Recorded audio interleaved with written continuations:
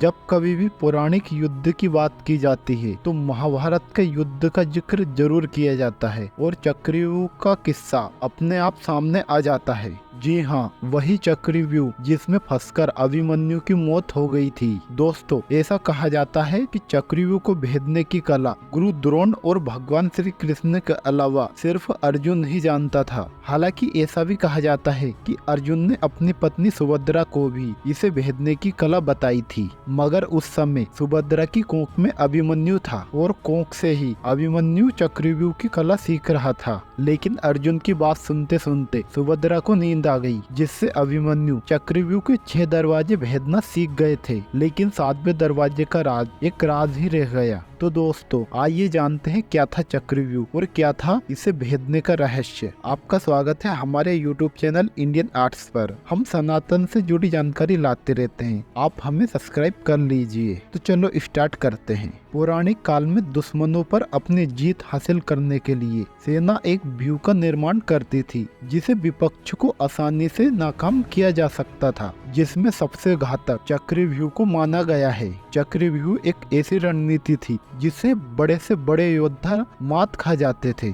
चक्रव्यूह बनाने के लिए हजारों सैनिकों का इस्तेमाल किया जाता था, जो कि कई किलोमीटर तक एक ऐसा चक्र बना लेते थे जिसमें प्रवेश करने के बाद आसानी से बाहर नहीं जाया जा सकता था। इस व्यूह में लगे सैनिक हमेशा अपना स्थान बदलते रहते थे, जिसे आसमान से देखने पर एक चक्र के भांति प्रतीत होता था। चक्रव्यूह को देखकर अंदर जाने का रास्ता तो नजर आता था, मगर बाहर आने का नहीं। एक चक्रव्यूह में 7 सुरक्षा सैनिकों की पंक्ति होती है, जिसमें पहली पंक्ति के सैनिक हमेशा चारों ओर घूमते रहते थे। पहली पंक्ति में कमजोर सैनिकों को तैनात किया जाता था। 6 पंक्तियों तक इसी आधार पर सैनिकों को तैनात किया जाता है और अंतिम में यानी कि 7वें द्वार पर सबसे खास योद्धा और महारथी को शामिल किया जाता है। इसी आधार पर महाभारत के 13वें दिन गुरु द्रोण ने चक्रव्यूह का निर्माण किया, जिसमें 7वें दरवाजे पर